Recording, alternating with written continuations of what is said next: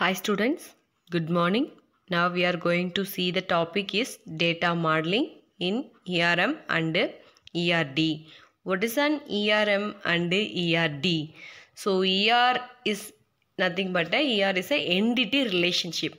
So now we are going to see the what is an ERM, what is an ERD, what are the functions are processed here. So these topics are we derived here. So what is an ERM? ERM is a entity relationship data model. ERM is defined the logical representations.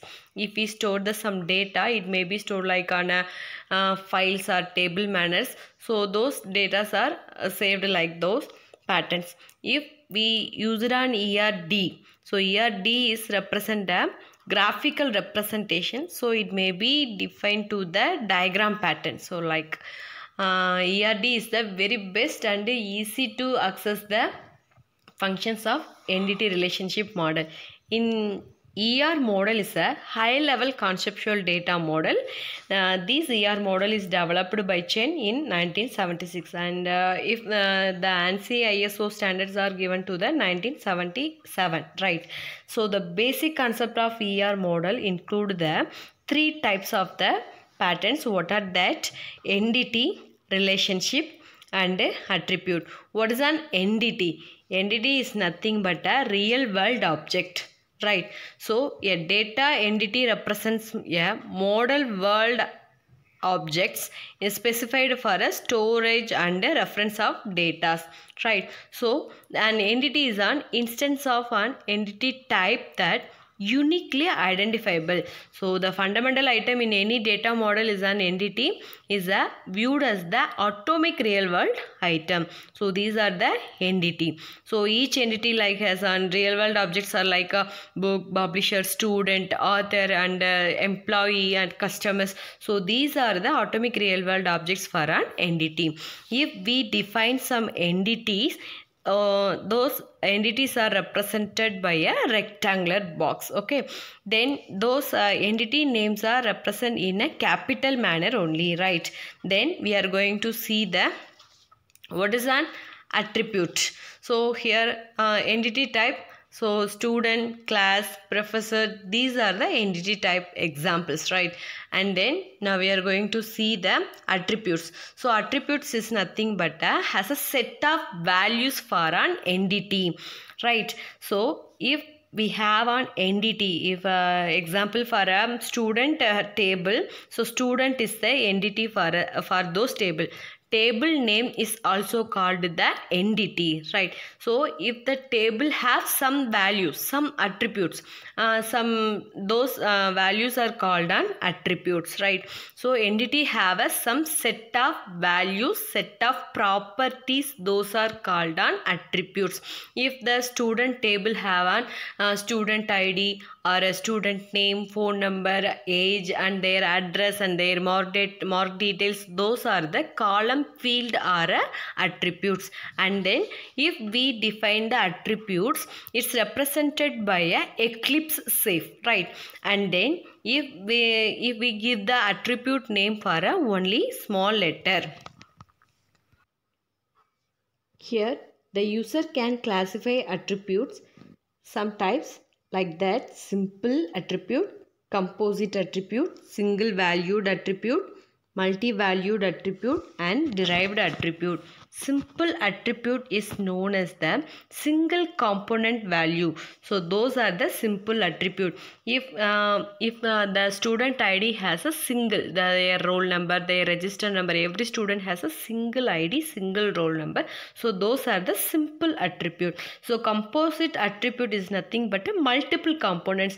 If we derived the student name, we may give a first name, middle name, last name. So they have some multiple components.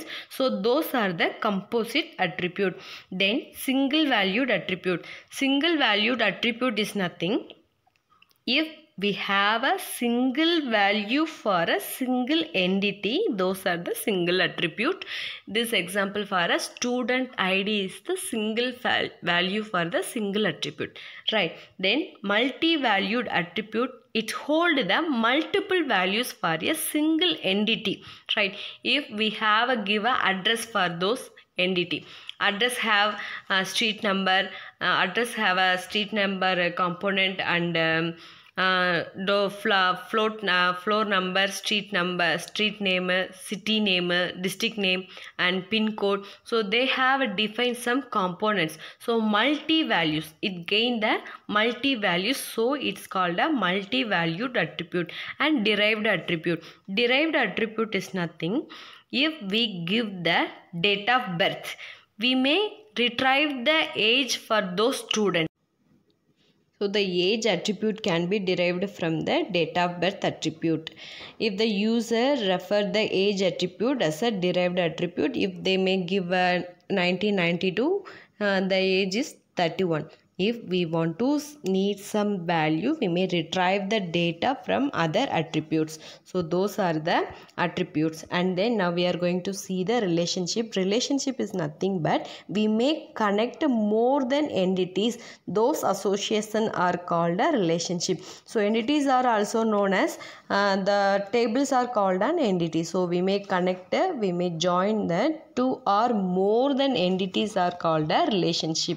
So a relationship is an association between entities. So each relationship is defined so that name is described the relationship. So the relationship also defined the unary relationship and the binary relationship, ternary relationship, and quaternary relationship. So what is an unary relationship? So unary relationship exists only one entities are associated, those are called a unary relationship.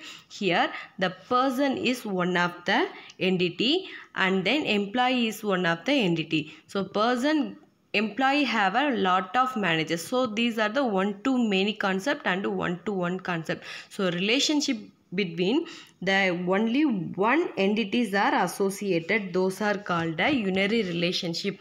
And a binary relationship exists when two entities are associated. Then if we have a one relationship connected with the two entities are called a binary relationship. In ternary relationship is it's associated with the three entities. Here supplies is the relationship.